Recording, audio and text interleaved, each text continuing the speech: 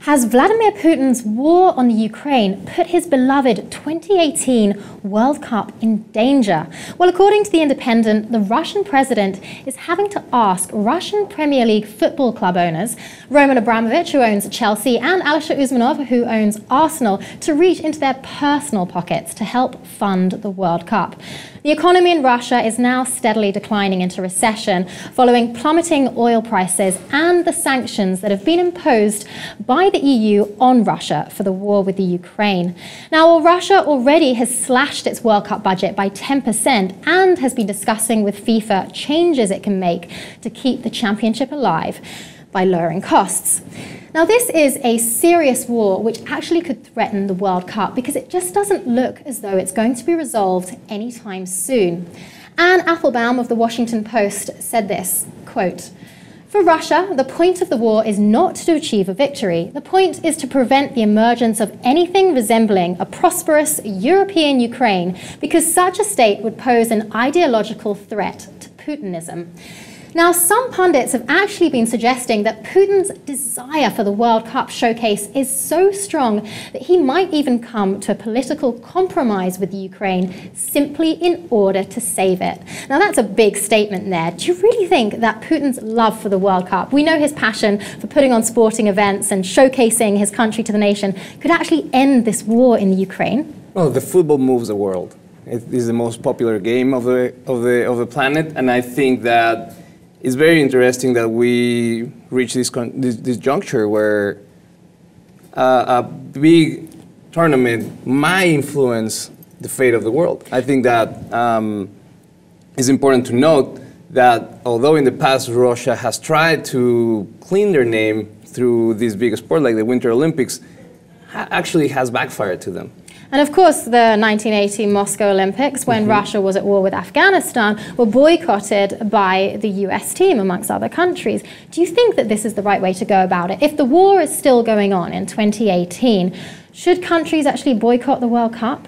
I think so. Just recently, there was a Change.org petition to strip Russia of the tournament. I think there's a lot of people that don't see fit that a country that is not respecting the spirit of sports, of fair play, which is one of the main selling points of FIFA, should host the major soccer tournament in the world. That being said, it might be that it influences the way the politics within Ukraine and Russia change. There's a lot of things that also are threatening the World Cup. That is not only the war. I think also the corruption within the way the cities were assignated to these tournaments, both Qatar and Russia. They were very, very debated of how clean the process of selecting the cities were. So I think that they do have a lot against them, but I haven't seen a World Cup being removed of their host cities since the 70s. Well, FIFA definitely doesn't like to go back on its decisions and to let people know that they did something wrong. Now, this World Cup and the next one in Qatar were both heavily fueled by the oil that is being produced in these countries. And with oil prices plummeting, it could actually be a problem for the Qatar World Cup as well. Now, FIFA has a responsibility and tends to just leave it up to these countries. We saw the problems in Brazil with the riots, but the World Cup did actually turn out quite fine in Brazil in the end. FIFA does tend to leave it up to these countries to do what they can to solve things. Do you think FIFA should be stepping in, or will Putin get things right in time? Well, I have a very low opinion of FIFA as an organism. They pretend to be a non-profit, and they actually make a lot of profit that they do not share with the host countries.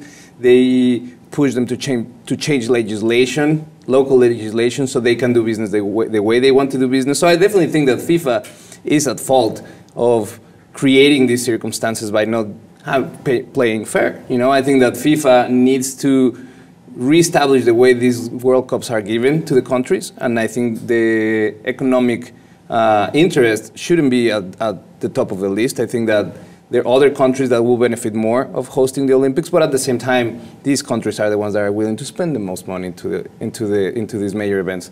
So I think it's a hot topic.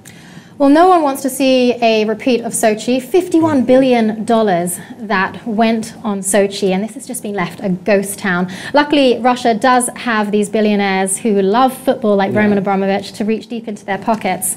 But and I think that's a very important thing. I think both these owners, they have immense power within the European football community, within the ownership of two of the best teams in Europe. So I think that will always support the World Cup hopes that it happens, because they don't want to anger the owners of the biggest clubs. What do you think at home? Could Putin's love for football actually end this war with Ukraine? And if it doesn't, then should teams be boycotting the 2018 World Cup? Let us know in the comments below. Subscribe to the Lit TV.